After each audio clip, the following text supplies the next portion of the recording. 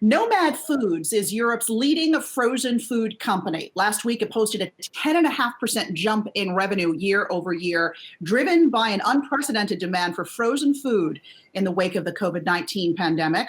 Joining us now is Nomad CEO Stefan Descheemaeker. Stefan, good to see you, and thanks for making time for us. Good morning, Alexis. The first quarter that your company was able to put up, tell us what business conditions are like in the second quarter. Are you still seeing heavy demand for frozen food? The simple answer, Alexis, is yes. It's a bit different compared to March. March was a bit like in the US. We had 2 weeks of some sort of pantry loading, so in the region of 40%.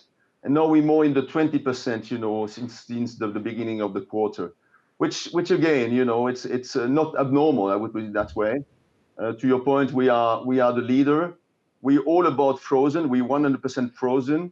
We're 95% retail, which means at-home consumption, and we have leading brands like a Bird's Eye in the UK or Iglo in the rest of the continent. So all that, these are icon brands, and people obviously do trust these brands, which is important during these times. Stefan, you guys pretty much dominate Europe in terms of frozen food. But what have you seen in the business as some of these economies have reopened? Well, I was listening to the other people before my time, and actually it takes time. So we're talking about reopening, but actually, what's really happening is country by country, it's very staggered.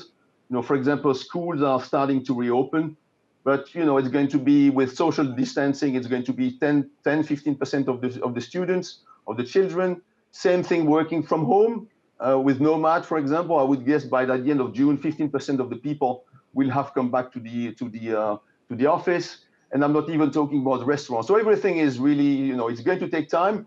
And again, that's what we have in mind. At the same time, what we don't know is, will people come? Because you have the rules, and then people obviously want to go back to work, but they also want to be safe.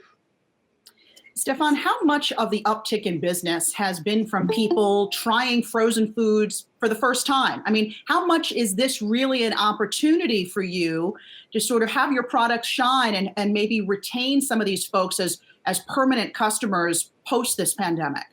Alexis, it's a great question, because beyond the 40%, which is more a one-off, I think the key point for us is we have seen a lot of new consumers, sometimes previous consumers that left the category, and then new consumers. And what they see is they see.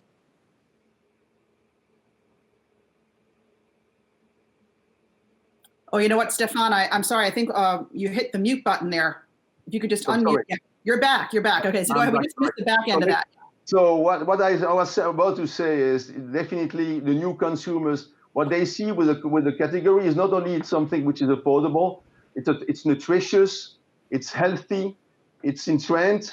The waste level is much lower than anything else, and so definitely we know that they're going to come back, and they're going to come back with our brands, and that's our job, obviously, to make sure that they're going to stay with us. So I think that's very important. That's the most important piece of this thing. That in the new normal, we believe that a lot of these people will stay with us, especially with things like, people like scratch cooking, for example.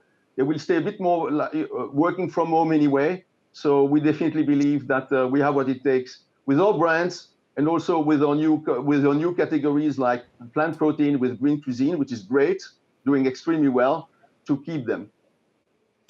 Stefan, you raised a good chunk of money last year, and you made it. You didn't hide the fact that you were looking for acquisitions.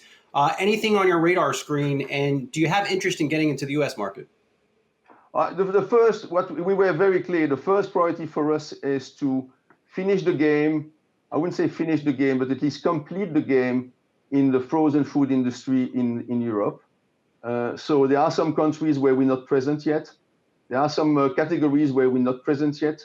And that's where definitely in terms of synergies, where we can play our role the best way. So that's going to be our priority number one. If at some stage there is something appealing in the US, definitely in our category, why not? But the first criteria for us is let's play where we know that the synergies are going to be the highest, which is Europe frozen food. Stefan, before we let you go, I know you're laser focused on your supply chain right now. What are you doing to ensure that you have enough product to meet this unprecedented demand? Again, an excellent question. It's, the first thing is all our plants are open, operating since the beginning. So that's one thing. The second piece is we started very early on with all these new rules, social distancing. We probably were among the first ones to install in all our plants thermographic portals where people could, had to go through, check the temperature, and obviously that's a convenient way to start to obviously test people. And we've done this with obviously our people in mind in terms of health and safety. I'm very proud of what the people have been able to do because again, you always are concerned for your safety, but we've been able to do this.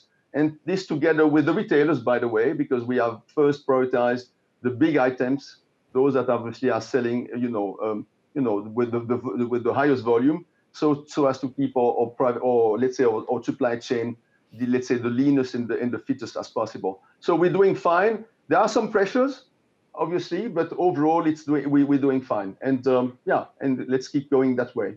All right. We're glad to hear that. Nomad Foods CEO Stefan Descheemaeker. Always a pleasure. Good to see you this morning. Thank you very much, Alexis. Thanks, Brian. Hey investors, Zach Guzman here. Are you interested in learning more about the markets and getting the latest financial news? Well, then click right here to subscribe to our Yahoo Finance YouTube channel. Get the latest up-to-the-minute market analysis, big interviews in the world of finance, and information on how to manage your money every day wherever you are.